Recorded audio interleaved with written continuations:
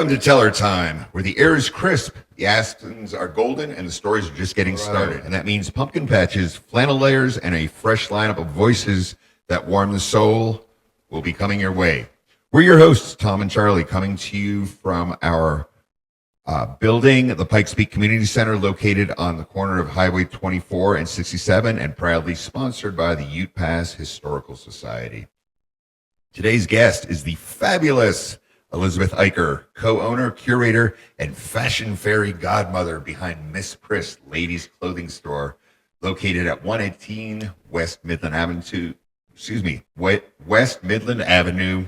That was a tongue twister. Yes, in downtown Woodland Park. From vintage flair to modern sass, Miss Priss isn't just a boutique. It's a bold statement of style, confidence, and community.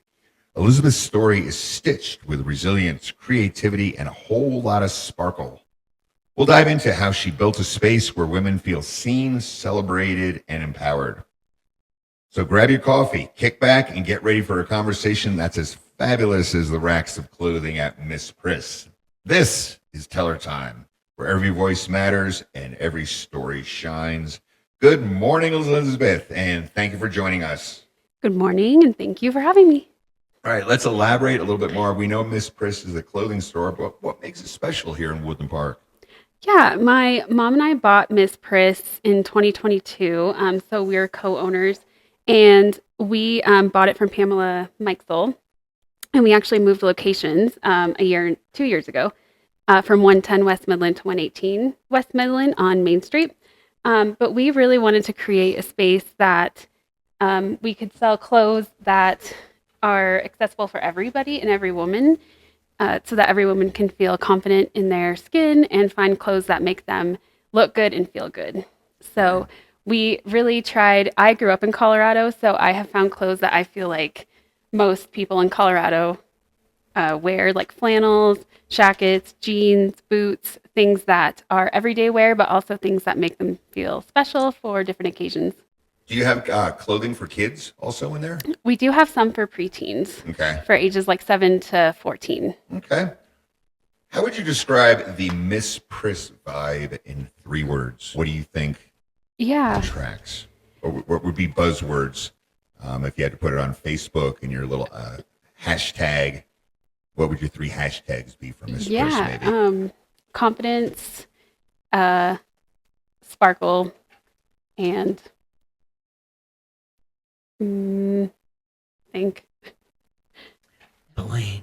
What was that? Bling? Bling? Yeah, yes, bling, definitely. Yeah, that's a good one. Just thinking about it. Yeah, no, it is. We have a lot of bling in the store. Yeah. Well, I know people are going to be able to find you easier because, speaking of bling and sparkle, you have a new pink front door, a hot pink front door, I believe, correct? We do. We just got it yesterday. We had it painted, and it looks great. It looks fabulous. So it really brightens up against the gray building. All right. How do you decide what makes it onto the racks? Is it a gut feeling? Is it your trend radar? Or is it just all about the sass?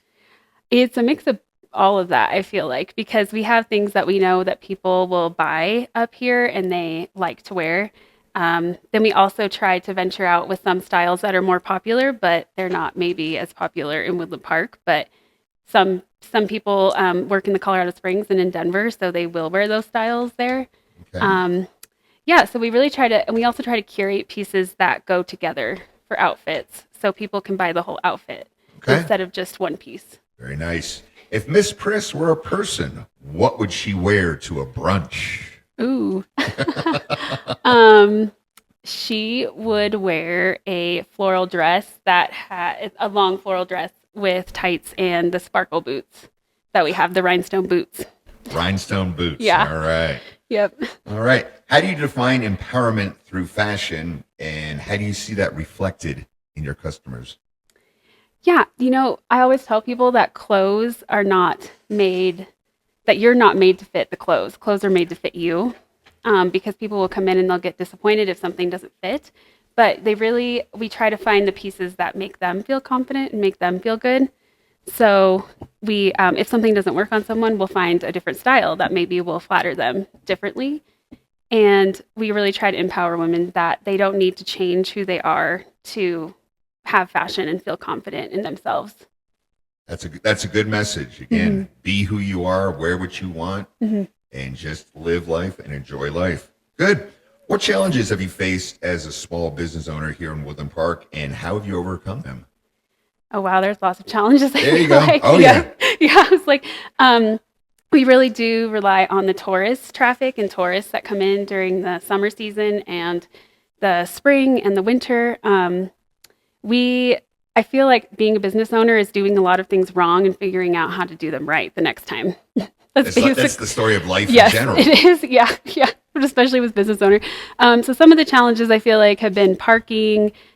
People don't know where to park to try to find the store, even though there's parking right next door. I don't think there's very good signage for that.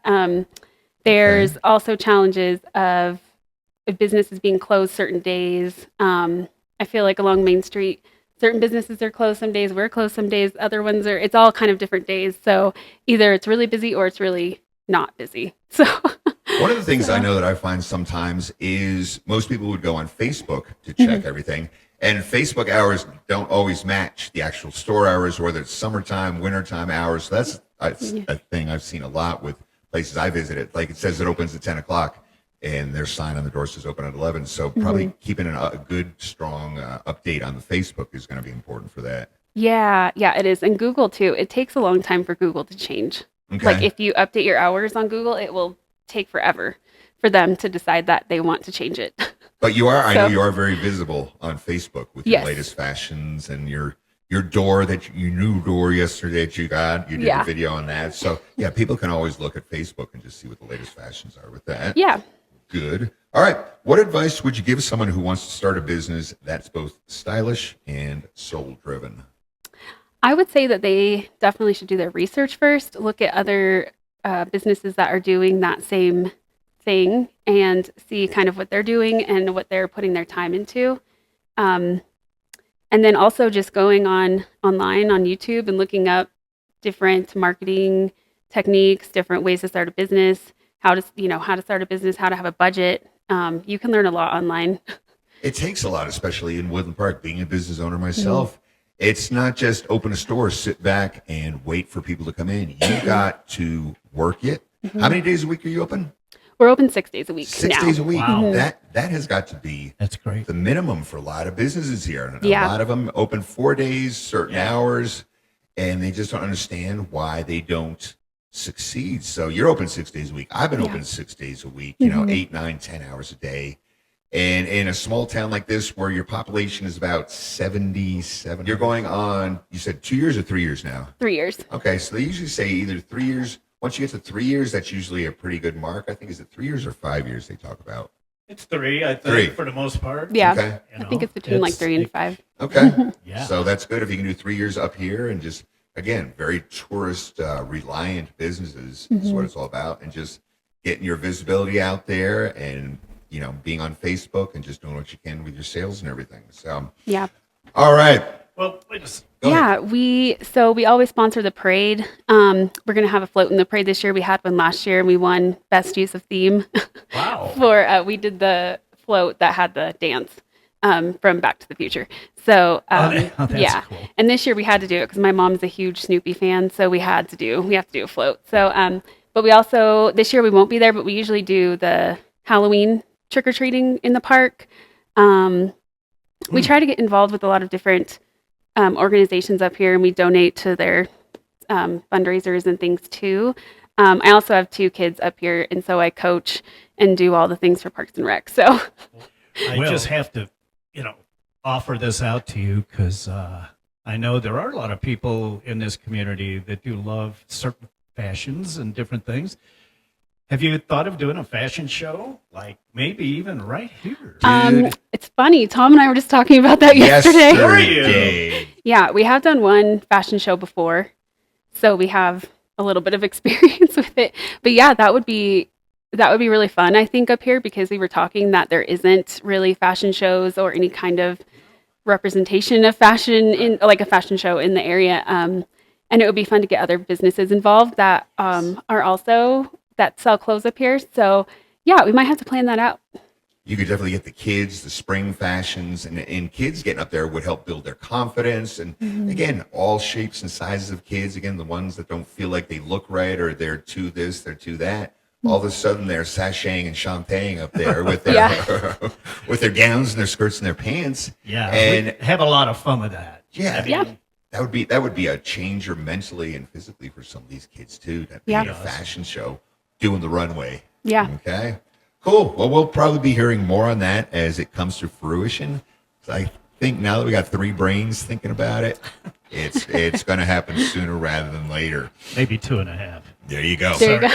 All right. I'm Time for the fun round. What is your go-to I need to feel fabulous outfits? If you want to feel fabulous, what would you wear? Yeah, I love like like not a mini skirt, but just like a leather skirt that's shorter with tights and boots, like high heel boots, and a sweater or another type of shirt. But that's kind of the confident outfit, or a blazer. A blazer always gives confidence if you can throw a blazer on something and feel fabulous. Are you a hat person? So not that I know much about women's fashions, but I know a lot of women like to wear hats, floppy hats, kind of clothing like that. Do you have an array of different hats for people to wear in your store or not? Yeah, we carry more of the fall, like wide brim hats in the fall time and winter. We also have baseball caps in the summer, but we sell them pretty quickly, honestly, after we get them. So it's kind of hard to keep them in stock for people. Good. So you're getting to know what your stock is and everything. So is there one popular item that maybe flies out the door a lot quicker than others? Or is it just a variety of clothing? It is a pretty big variety. We sell a lot of flannels and jackets. Those seem to go out the door very quickly whenever we get them in, or any kind of wide leg pants or wide leg overalls. Those fly out the door. All right. Sounds like almost bell bottoms are making a fashion trend back. Bell bottom overalls? Yes, they That's are. an interesting They visual are. right there. Yeah. Yeah. Yes, they are, though. The 70s are coming back into fashion. Right. So, I have to ask this about when the Kentucky Derby's running, do you notice selling more of the wide brim hats or that kind of thing, or maybe not? Do you have outfits for the Kentucky Derby? Because I know a lot of people yeah. get dressed up for it here. That might be a Yeah. market right there. Right. We don't usually. We don't usually see a huge crowd for the Kentucky Derby up here. Well, yeah, I mean, there's horses, but not race horses. We Yeah. need to have a Kentucky Derby party. Oh my. There you go. That's a good idea. Tom, creative, I'm telling you. That Mint sounds. juleps. Oh, yeah. Oh, that'd be great. Mint julep jello shooters. Yes. Oh, wow. Oh, yeah. You really want to party. Yeah, you want to have a great fun. Yeah. Yeah. Yep. All right. What is your store's spirit animal besides leopard print? Ooh, a spirit animal. Yeah, I would say like definitely cheetah, but also maybe like a peacock or something like vibrant and bright. Okay. That sounds good. All right. Lightning round. Here we go, folks. Heels or boots? Boots, Sequins or fringe? sequins, Coffee or champagne? coffee, Favorite color to wear when you need to feel unstoppable? red.